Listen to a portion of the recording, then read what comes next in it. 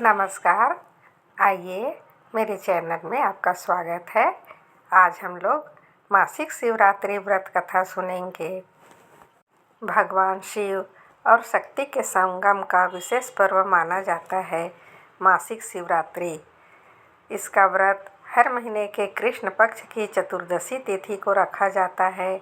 शिवरात्रि का व्रत रखने से मनुष्य की सारी मनोकामनाएं पूर्ण होती है। शिवरात्रि का व्रत भोले शंकर को समर्पित है। जो भी मनुष्य सच्चे मन से शिवरात्रि का व्रत करके भोले शंकर की और माता पार्वती जी की पूजा करता है, उसकी सारी मनोकामनाएं पूर्ण होती है।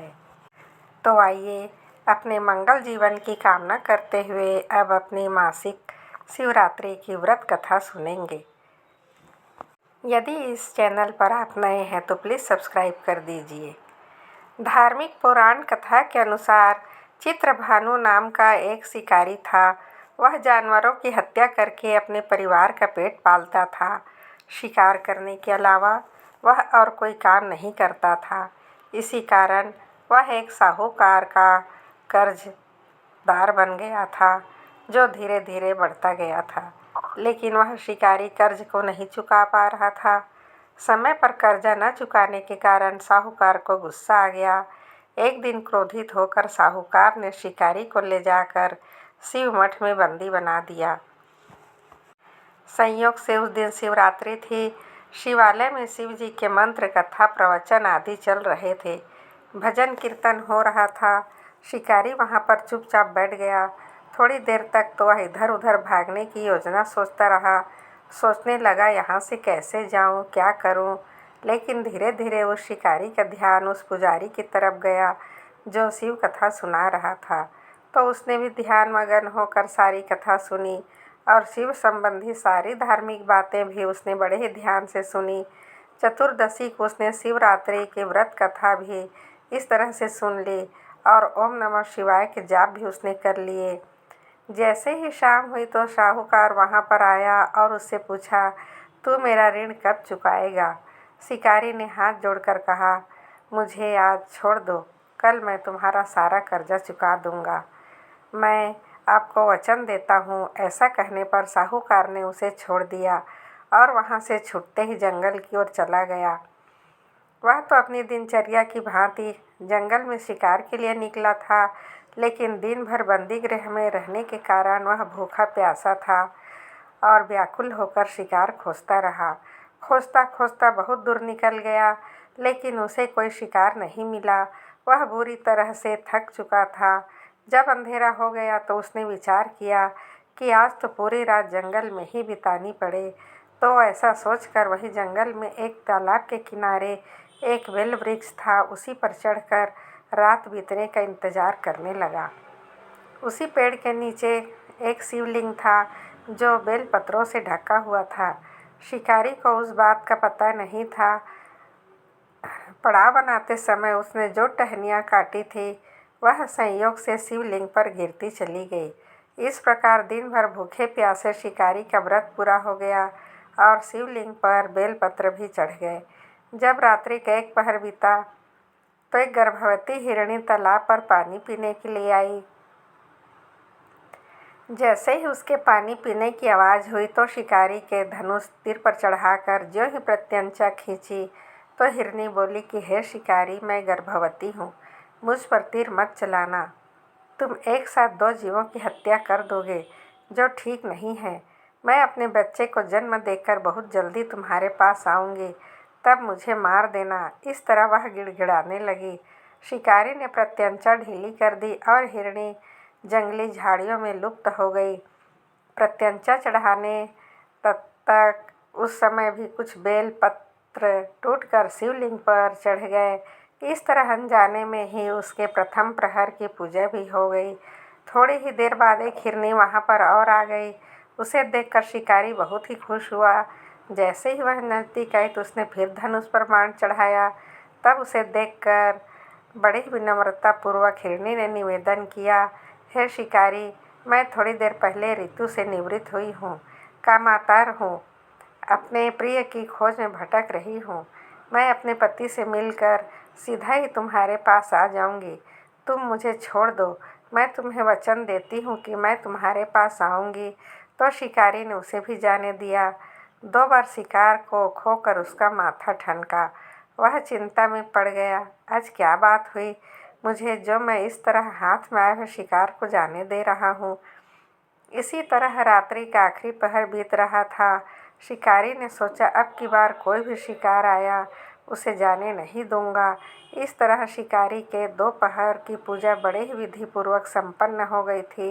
तभी तीसरा पहर बीतने वाला था कि एक अन्य हिरणी अपने बच्चों के साथ वहां से निकली।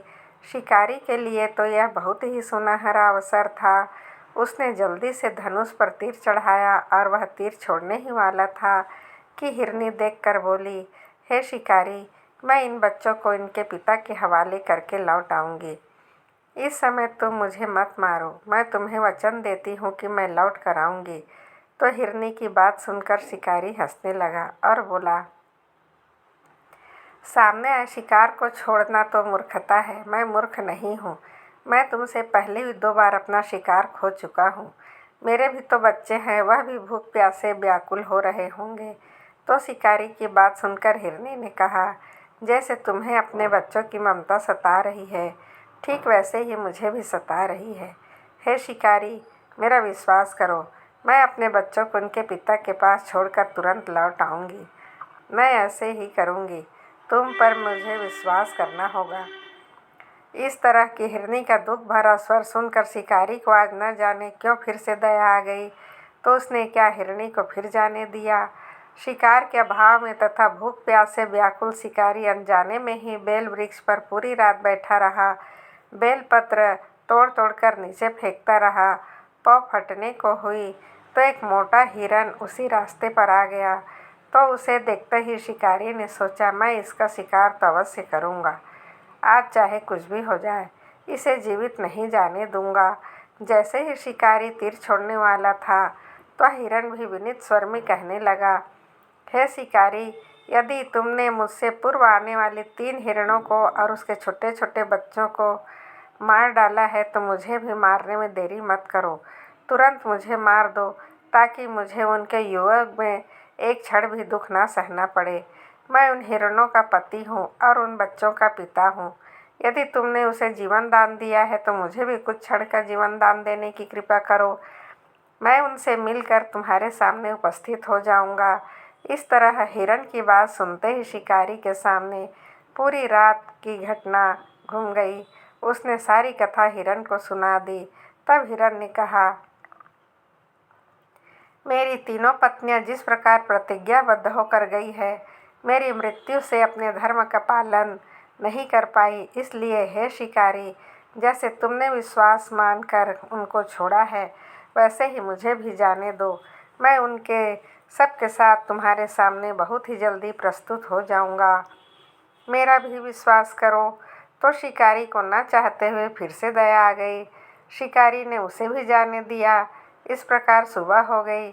उपवास, रात्रि के जागरण तथा शिवलिंग पर बेलपत्ता चढ़ाने से अनजाने में ही शिवरात्रि की सारी पूजा संपन्न हो गई।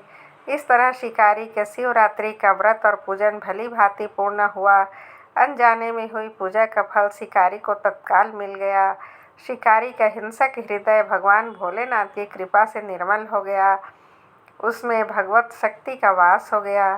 थोड़ी ही देर बाद में वह देखता है कि हिरण सह परिवार शिकारी के सामने उपस्थित हो गया है ताकि वह उनका शिकार कर सके। परंतु जंगली पशुओं की ऐसी सत्यता को देखकर शिकारी का हृदय पिघल आया। उसे बड़ी ही शर्मिंदगी महसूस हुई कि जंगली जानवर होकर भी अपने वचन के कितने सत्य हैं और कितने प्रेम भावना है इनमें। तो उसने पूरे हिरण परिवार को जीवन दान दे दिया। वह हिरण का परिवार बहुत ही खुश हुआ और खुशी खुशी कुलाचे मारता हुआ वहाँ से चला गया। इस तरह अनजाने में हुए शिवरात्रि के व्रत का फल शिकारी को मिला, जिसके चलते वह एक अच्छा आदमी बन गया। फिर वह अपने जीवन के समस्त सुखों को भोगता हुआ अंत में शिवलोक को गया। बोलो भोले शंकर की जय। एक दूसरी कथा है। एक समय शिव जी महाराज पार्वती जी के साथ हरिद्वार में घूम रहे थे तो पार्वती जी ने देखा कि सहस्त्रों मनुष्य गंगा में स्नान कर रहे हैं और साथ में हर हर बोल रहे हैं, परंतु सारे ही दुखी और पाप परायण हैं। तो पार्वती जी ने बड़ी ही हैरानी से शिव जी से पूछा, हे देव, गंगा में इतनी बार स्नान करने पर भी इनके पाप और दुखों का नाश क्यों नहीं हुआ? क्या गंगा में इतनी ताकत नहीं है इनके पाप धो सके? तो पार्वती जी की बात सुनकर महादेव जी कहने लगे, गंगा में तो वही ताकत है, परंतु इन लोगों ने पाप नाशनी गंगा में स्नान नहीं किया है, तो इन्हें लाभ कैसे होगा? पार्वती जी हैरान होते हुए बोली, स्नान कैसे नहीं किया? मेरे सामने सारे स्नान करके आ रहे हैं और अभी तक तो इनके शरीर भी नहीं सूखे हैं, वह पानी से भीगे हुए हैं। आप कैसे कह सकते हो यह गंगा में स्नान करके नहीं आ रहे हैं?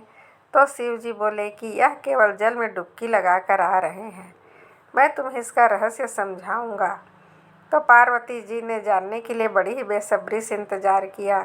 दूसरे दिन सुबह हुई तो बड़े जोरों की बरसात हो रही थी। गलियां सारी कीचड़ से भरी हुई थी। एक चौड़े रास्ते में गहरा गड्ढा था जो चारों ओर से लपटी कीचड़ से भरा था। शिव जी ने अपनी ही लीला से वृद्ध रूप धारण किया और बेचारे मनुष्य की तरह उस गड्ढे में जाकर ऐसे पड़ गए जैसे कोई मनुष्य चलता चलता गड्ढे में गिर पड़ा हो और वह निकलने की कोशिश कर रहा हो और निकल नहीं पा रहा हो। उससे पहले पार्वती जी को इन्होंने यह समझाकर उस गड्ढे के पास बिठा दिया था कि देखो, तुम लोगों को सुना सुना कर यूँ पुकारती रहना कि मेरे वृद्ध पति अचानक से गड्ढे में गिर पड़े हैं। कोई पुण्य आत्मा इन्हें निकाल कर इनके प्राण बचाए और मुझे असहाय की सहायता करे। शिव जी ने यह और भी समझा दिया, जब कोई गड्ढे में मुझे निकालने को तैयार हो तो इतना कह देना कि भाई, मेरे पति सर्वथा निष्पाप है, उन्हें वही छुए जो निष्पाप हो। यदि आप निष्पाप हैं तो ही इन्हें हाथ लगाइए, नहीं तो हाथ लगाते ही आप भस्म हो जाएंगे। तो पार्वती जी ने कहा, ठीक है। ऐसा कहकर वह गड्ढे के किनारे बैठ गई। तो वहाँ से आने जाने वाले लोगों को शिव जी के कहे अनुसार सुना सुना कर कहने लगी, कोई मेरी सहायता करो, मेरे वृद्ध पति इस गड्ढे से बाहर निकालो, मेरी सहायता करो। तो वहाँ पर गंगा जी में स्नान कर रहे लोगों की टोलियाँ आ रही थी। यूँ सुंदर युवती को बैठी देखकर कईयों के मन में पाप आया, तो कई लोग लज्जा से डरे, तो कईयों को कुछ धर्म का भय हुआ, तो कई कानून से डर गए। कई लोग पार्वती जी से कहने लगे, मरने दो बुढ़े को, उसके लिए क्यों रोती हो, तुम हमारे साथ चलो। थोड़ी देर में कुछ दयालु सच्चरित्र पुरुष थे, उन्होंने करुणावश युवती के पति को निकालना चाहा। तो पार्वती कहने लगी, अगर आप निष्पाप हैं तो मेरे पति को हाथ लगाइए, क्योंकि मेरे पति तो निष्पाप हैं, इन्होंने कभी कोई पाप नहीं किया है। अगर कोई पापी मनुष्य इन्हें छुए तो इसी समय भस्म हो जाएगा। तो पार्वती के वचन सुनकर वह रुक गए और सोचने लगे, हम गंगा में स्नान करके तो आए हैं, पर क्या हुआ, पापी तो है ही, कहीं होम करते हाथ न जल जाए। यह सोचते हुए आगे चले गए। किसी का साहस नहीं हुआ कि उस बुढ़े को उस खड्डे से बाहर निकाले। सुबह से शाम हो गई, सैकड़ों आए सैकड़ों गए और चले गए। शिव जी कहने लगे, पार्वती देखो, कोई आया बचाने गंगा में नहाने वाले। थोड़ी देर बाद में एक जवान हाथ में लोटा लिए हर हर गंगे करता हुआ निकला। तो पार्वती ने उसे वही बात कही। युवक का हृदय करुणा से भर गया। उसने शिव जी को निकालने की तैयारी की। तो पार्वती ने उसे रोक कर कहा, अगर तुम निष्पाप हो तभी मेरे पति को हाथ लगाना, अन्यथा हाथ लगाने ही तुम भस्म हो जाओगे। तो उसने उसी समय बिना किसी संकोच के दृढ़ निश्चय के साथ पार्वती से कहा कि माता, मेरे निष्पाप होने में तुम्हें संदेह क्यों होता है? देखती नहीं हो, मैं भी गंगा नहा कर आया हूँ। भला गंगा में गोता लगाने के बाद भी कभी पाप रहते हैं? मैं तुम्हारे पति को भी निकालता हूँ। यह कहकर उस युवक ने लपक कर बूढ़े को ऊपर उठा लिया।